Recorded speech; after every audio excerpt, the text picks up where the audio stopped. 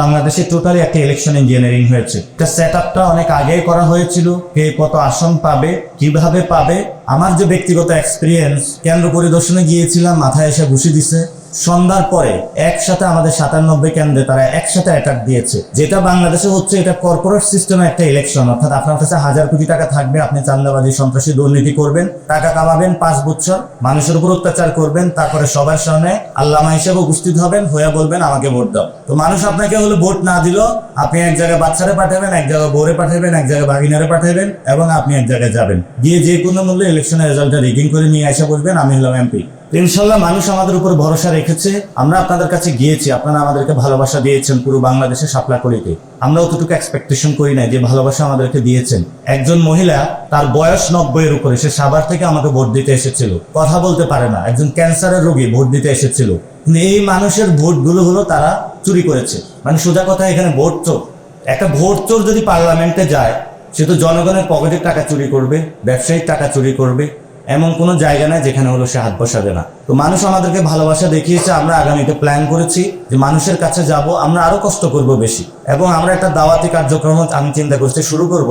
যে সকল লোক চাঁদাবাজি সন্ত্রাসী করে, যা বলবো বাবা তুমি এগুলো আর করিও না, নতুন বাংলাদেশ গড়ি চলো, এবং তাদের বাসায় বাসায় যায় তাদেরকে দাওয়াত দিয়ে আসবো। এছাড়া তো আসলে কোনো উপায় নাই আমাদেরকে। আমরা বিভিন্ন জায়গায় ঢাকা আকাশে আমরা ইফতার করবো, 30 দিন 30 মসজিদে তারাবি বলবো, জনগণের সাথে যাব, যারা আমাকে ভোট দিছে তাদের বাসায় দাওয়াত খাবো, আর যারা চাঁদাবাজ সন্ত্রাস দুর্নীতি করেছে তাদের বাসায় হেদায়েতের দাওয়াত নিয়ে যাবো যে ভাই এগুলা ছেড়ে দাও। এত মাঠে শক্তি নাই, সারাদিন আন্দোলন করবো, বাসায় যায়া ওরা দাওয়াতও দিয়ে আসবো, ওর বাসায় মানে খাওয়া যাবে না, কারণ এগুলো দুর্নীতির টাকা। আপনারা জানেন আজকে যে প্রোগ্রামটা হচ্ছে, এটা বাংলাদেশের সেই গণ অভ্যুত্থানের যে রেশটা এখন আমাদের মধ্যে রয়ে গিয়েছে। আজকের এই প্রোগ্রামে উপস্থিত আছেন অনেকেই এনসিপি সিনিয়র নেতৃবৃন্দ উপস্থিত আছেন, যারা জেল থেকে এসেছেন, এবং আরেকটা জেলে তারা এসেছেন। বাংলাদেশেও কিন্তু একটা জেল হতে যাচ্ছে। এক জেল থেকে আমরা মুক্তি পেয়েছি, আরেক জেলের মধ্যে আমরা যাচ্ছি। তো নতুন জেলে আপনাদেরকে স্বাগত জানাচ্ছি। আমরা ইনশাল্লাহ আমরা এখানে 18 কোটি মানুষের বড় একটি জেলের মধ্যে রয়েছি। এই জেল থেকে মুক্তির জন্য আমাদের আগামীর লড়াইটা আরো দ্বিগুণ করতে হবে। প্রিয় সাংবাদিক ভাইরা, আপনারা যারা জেলে ছিলেন, আপনাদের জন্য অনেকে দোয়া করেছে, অনেকে প্রার্থনা করেছে। বিশেষত ডক্টর ইউনূস স্যার এটা নিয়ে খুবই সিরিয়াস ছিলেন, অনেক উপদেষ্টাও কাজ করেছেন, আমরা তাদেরকে ধন্যবাদ জানাচ্ছি। সাথে সাথে আপনারা খুবই লাকি পারসন, আপনাদের বিশেষ করে যারা ওয়াইফ ছিল তারা আপনাদের উপরে হাল ছাড়ে নাই। প্রত্যেকটা বারান্দায় তারা ঘোরাফেরা করেছে, প্রত্যেকটা জায়গায় তারা গিয়েছে, আপনাদের আজাদির জন্য, মুক্তির জন্য তারা লড়াই করেছে। এবং এখানে যারা সামনে আছে তারাও দিনরাত পরিশ্রম করেছে আপনাদের মুক্তির জন্য।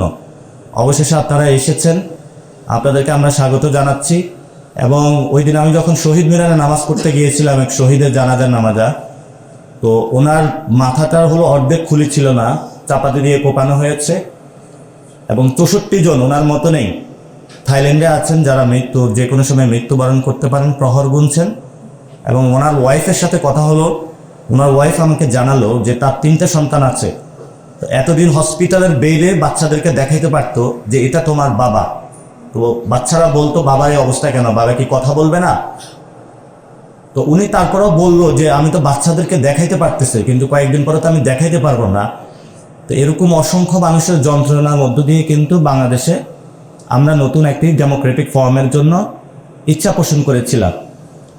কিন্তু যে বিষয়টা বাংলাদেশে, এটা আপনারা যারা জেল থেকে মুক্তি পেয়ে এসেছেন সেটা দেখেছেন, বাংলাদেশে টোটালি একটা ইলেকশন ইঞ্জিনিয়ারিং হয়েছে।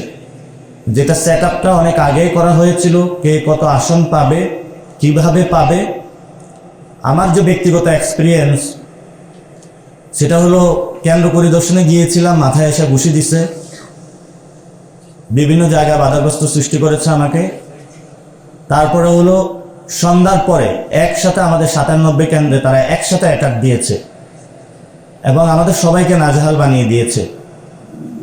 তো যেটা বাংলাদেশে হচ্ছে এটা কর্পোরেট সিস্টেমে একটা ইলেকশন, অর্থাৎ আপনার কাছে 1000 কোটি টাকা থাকবে, আপনি চাঁদাবাজি সন্ত্রাসী দুর্নীতি করবেন, টাকা কামাবেন 5 বছর, মানুষের উপর অত্যাচার করবেন, তারপরে সবার সামনে আল্লামা হিসেবে উপস্থিত হবেন, হয়ে বলবেন আমাকে ভোট দাও। তো মানুষ আপনাকে হলে ভোট না দিল, আপনি এক জায়গায় বাচ্চারে পাঠাবেন, এক জায়গায় বউরে পাঠাবেন, এক জায়গায় ভাগিনারে পাঠাবেন, এবং আপনি এক জায়গায় যাবেন, গিয়ে যে কোনো মূল্যে ইলেকশনের রেজাল্টটা রিগিং করে নিয়ে এসে বলবেন আমি হলাম এমপি। ইনশাল্লাহ মানুষ আমাদের উপর ভরসা রেখেছে। আমরা বাংলাদেশের মানুষের উদ্দেশ্যে যেটা বলতে চাই, আমরা আপনাদের কাছে গিয়েছি, আপনারা আমাদেরকে ভালোবাসা দিয়েছেন পুরো বাংলাদেশের শাপলাকলিতে। আমরা অতটুকু এক্সপেকটেশন করি না যে ভালোবাসা আমাদেরকে দিয়েছেন। একজন মহিলা, তার বয়স 90-এর উপরে, সে সাভার থেকে আমাকে ভোট দিতে এসেছিল, কথা বলতে পারে না, একজন ক্যান্সারের রোগী ভোট দিতে এসেছিল। কিন্তু এই মানুষের ভোটগুলো হলো তারা চুরি করেছে। মানে সোজা কথা, এখানে ভোট চোর। একটা ভোট চোর যদি পার্লামেন্টে যায়, সে তো জনগণের পকেটের টাকা চুরি করবে, ব্যবসায়িক টাকা চুরি করবে, এমন কোনো জায়গা নাই যেখানে হলো সে হাত বসাবে না। ভোট চোর তো আছে, এখন হলো চোর দয়। এটা আরো বললে ত্রিপল আরো বাড়ানো যায় আর ভাগিনা, একদম পুরো একটা গোষ্ঠী শব্দ হলো ভোট চোর। তো এই পরিস্থিতির মধ্যে দিয়ে যাচ্ছে। কিন্তু যেটা বাজে অভিজ্ঞতা হলো ইয়াং জেনারেশনের, তারা তো কেন্দ্র কেন্দ্র ছিল, তারা দেখেছে কিভাবে হলো বাংলাদেশে ভোট চুরি হয়েছে। তো আপনারা সাংবাদিক ভাইরা যারা আছেন, আগেও আপনাদের সাথে আমার নির্বাচন কমিশনের এখানে বারবার কথা হয়েছে যে বাংলাদেশে ইলেকশন যে সিস্টেমটা আছে, এটা টোটালি এটা একটা করাপ্টেড সিস্টেম। যেই সিস্টেমের মধ্যে আপনার অনেক টাকা প্রয়োজন হবে, এই টাকাগুলো হলো জনগণের পকেটের কাটা টাকা। এই পরিস্থিতি আসলে বাংলাদেশে চলতে দেওয়া যাবে না। যারা এই নির্বাচনটা করেছেন, আল্লাহর দোহাই লাগে, অনেক চান্দাবাজ, সন্ত্রাস, দুর্নীতিবাজকে আপনারা সংসদে ঢুকিয়েছেন, এদেরকে কোনো মন্ত্রণালয় দিবেন না। যতটুকু হয়েছে ততটুকুই সীমাবদ্ধ থাকেন। চুরি করেছেন, সিনা চুরি করতে যাবেন না। এখন আমরা বিভিন্ন জায়গায় শুনতেছি, কেউ যোগাযোগ মন্ত্রণালয়, কেউ ওই মন্ত্রণালয়, কেউ গৃহায়ণ মন্ত্রণালয়। আগে যা গণপূর্ত মন্ত্রণালয় চুরি হয়েছে সেগুলোর আমরা হিসাব পাইনি, আগে যা দুর্নীতি হয়েছে সেগুলোর আমরা হিসাব পাইনি। তো মানুষ আমাদেরকে ভালোবাসা দেখিয়েছে। আমরা আগামীতে প্ল্যান করেছি যে মানুষের কাছে যাব, আমরা আরো কষ্ট করব বেশি। যে মানুষগুলো আমাদের ভোট দেয় নাই তাদের কাছে যাব, যাতে তাদের মন জয় করতে পারি। এবং আমরা একটা দাওয়াতি কার্যক্রম আমি চিন্তা করছি শুরু করব। যে সকল লোক চান্দাবাজি, সন্ত্রাসী করে, যা বলবো, ভাবা তুমি এগুলো আর করিও না, নতুন বাংলাদেশ গড়ি চলো। এবং তাদের বাসায় বাসায় যায় তাদেরকে দাওয়াত দিয়ে আসবো। এছাড়া তো আসলে কোনো উপায় নাই আমাদের। তো জনগণ যারা আমাদের উপরে বিশ্বাস রেখেছে পুরো বাংলাদেশে, আমরা আপনাদেরকে ধন্যবাদ জানাই। বিশেষত আমাদের কয়েকটি আসন যেটাতে আমরা পাশ করেছি, সেখানে হলো প্রবাসীদের ভোট। প্রবাসীরা অভূতপূর্বভাবে শাপলাকলি এবং আমাদের 11 দলীয় জোটে হলো ভোট দিয়েছে তারা।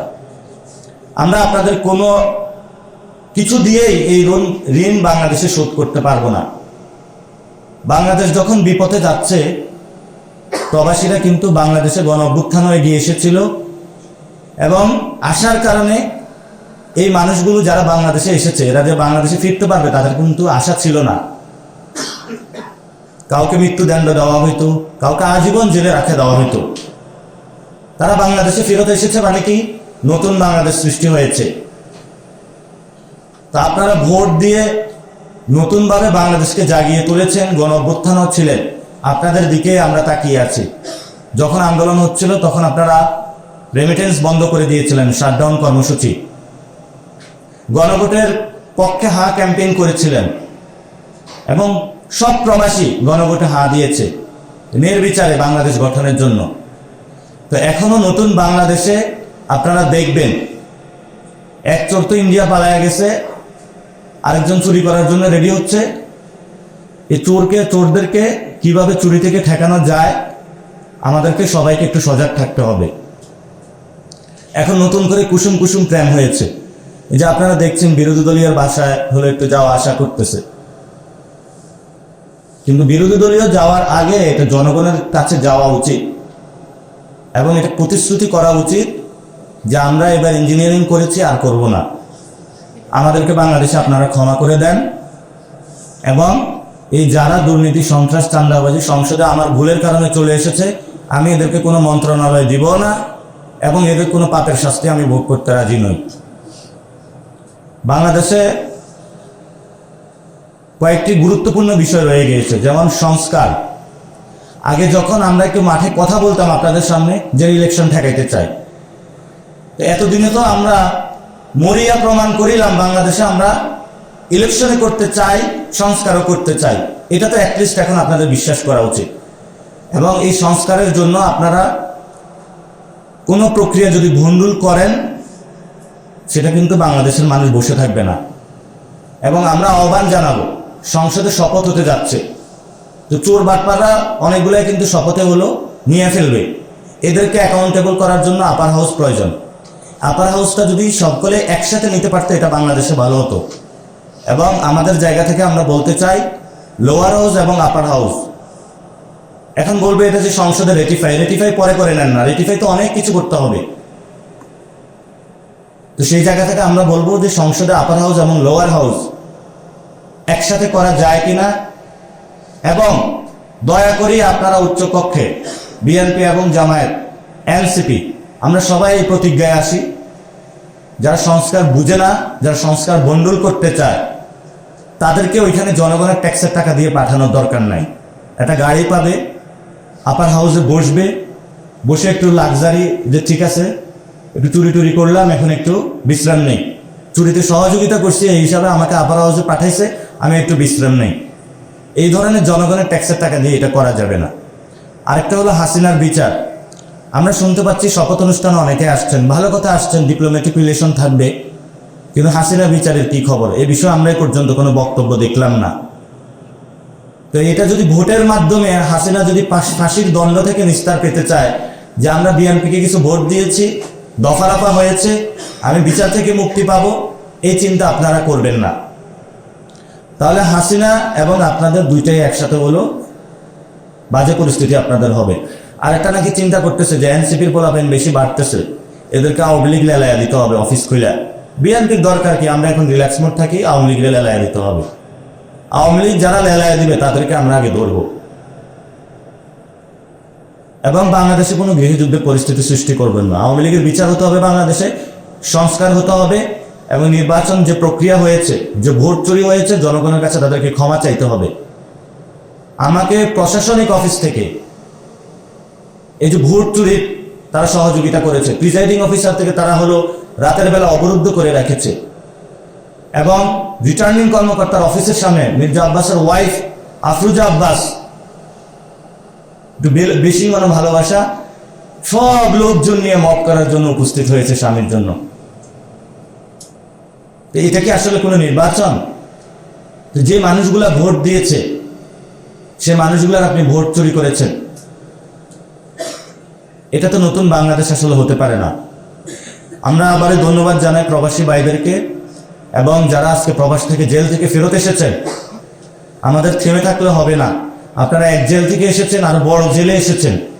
বাংলাদেশ নতুন জেলে হতে যাচ্ছে, যেখানে আমাদের ভাইদেরকে পাটা হাড্ডি গুঁড়া করে দিতেছে বিভিন্ন জায়গায়, বিভিন্ন সহিংসতা তারা উস্কে দিচ্ছে। এত 1 বছর 1.5 বছর করেছে চাঁদাবাজি, মামলাবাজি, এখন তারা সন্ত্রাসী রাজত্ব বাংলাদেশে কায়েম করতেছে।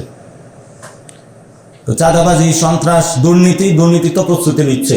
সব দুর্নীতিবাদ, যারা আগে দুর্নীতির সাথে সংশ্লিষ্ট যাদের নাম ছিল, তাদেরকে আমরা শুনতে পাচ্ছি আবার এই মন্ত্রণালয়ের দিকে নিয়ে দেওয়া হচ্ছে। এটা আসলে কোনো নতুন বাংলাদেশ না। তো বিশেষত সাংবাদিক ভাই যারা আছেন, আপনাদের উপরে কি হয় আল্লাহ জানে। আপনারাও ইয়া নাফসি করেন, রমজানে দোয়া টোয়া শুরু করেন, দুরূদ পড়েন, তার কথা বলতে পারবেন নাকি বলবেন না, বা পারবেন না। নতুন বাংলাদেশে আবারই সেই ফেসিজম শুরু হতে যাচ্ছে, এবং আশা করব যে আপনাদের লড়াই আপনারা জারি রাখবেন, আপনারা কারো কাছে বিবেক বর্গা দিবেন না, এবং আপনারা সেই শক্তি এবং সাহস দেখিয়েছেন। আপনাদেরকে আমরা সেলুট জানাচ্ছি, আগামীতে আরও আপনাদেরকে অনেক সেলুট জানাতে যাচ্ছি আমরা। মালিক কি বলছে, সম্পাদক কি বলছে, দরকার নেই শোনার। ওনার পকেটে টাকা পাইছে, আপনি তো পান নাই। যে টাকা বেতন পান, এই টাকা দিয়ে তো বাসা ভাড়া দিতে পারেন না। তো মালিকরাও বুক করছে, সম্পাদকরাও বুক করছে। তাহলে আপনিও বলেন, ওই যে দানের শেষে হলো টাকা খেয়ে অনেকে শাপলাগুলিতে অথবা দাঁড়িয়ে পাল্লা অনেকে বলছিল নাকি ভোট দিবে, আপনিও বলেন যে মালিকরে বলবেন আমাদের পকেটেও কিছু দেন, তারপরে তো কিছু অংশ টাকা আসবে দুর্নীতিবাজ মানুষের পকেটের টাকা। এই জন্য আমরা বলবো, নতুন বাংলাদেশে সাংবাদিকদের স্বাধীনতা কেড়ে নেওয়া যাবে না, তাদের মোবাইল কেড়ে নেওয়া যাবে না, কোনো প্রাণীকে লাথি মারা যাবে না। আমরা এগুলোর বিরুদ্ধে শক্তিশালী ইনশাআল্লাহ ভাবে দাঁড়াবো, এবং প্রবাসী ভাইদের সাথে এনসিপি আছে, থাকবে, ওনাদেরকে নিয়ে আমরা নতুন বাংলাদেশের পথযাত্রা ইনশাআল্লাহ এগিয়ে যাব। সবাই ভালো থাকবেন, দোয়া করবেন। রমজানে মসজিদে তারাবিতে দেখা হবে। হ্যাঁ, একটু আমরা একটা কর্মসূচি চালু করতেছি, 3টা কর্মসূচি। আমরা বিভিন্ন জায়গায় আমাদের ঢাকা 8 আসনে আমরা ইফতার করব।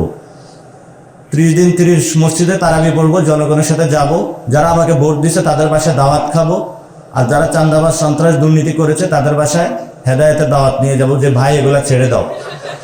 এত মাঠে শক্তি নাই, সারাদিন আন্দোলন করবো। বাসায় যায়া ওরে দাওয়াতও দিয়ে আসবো, ওর বাসায় মানে খাওয়া যাবে না, কারণ এগুলো দুর্নীতির টাকা। বলেন ভাই। আমি আমি একজন পলিটিক্যাল জড়িত রাষ্ট্র বিচারের একজন। আমরা যেহেতু একজন স্বৈরাচার ধরতে পারছি বিদেশের মাটিতে, তাহলে আমরা ইনশাল্লাহ ভবিষ্যতে আমরা পারবো। আমরা যে প্রবাসীরা আসছি, ইনশাল্লাহ ভবিষ্যতে যদি কোনো প্রবাসী বা কোনো স্বৈরাচার বাংলাদেশে আসতে চায়, আপনারা যে সময় আমাদের ডাকবেন, ইনশাল্লাহ আমরা যে প্রবাসীরা আসছি, ইনশাল্লাহ আপনাদের তাকে সারা দেবে। এবং ভবিষ্যতে যত প্রবাসী ইনশাআল্লাহ ইনশাআল্লাহ স্বৈরাচারের বিরুদ্ধে আমরা সবসময় প্রস্তুত আছি। ইনশাআল্লাহ ইনশাআল্লাহ আমরা সবাই ঐক্যবদ্ধভাবে প্রস্তুত আছি।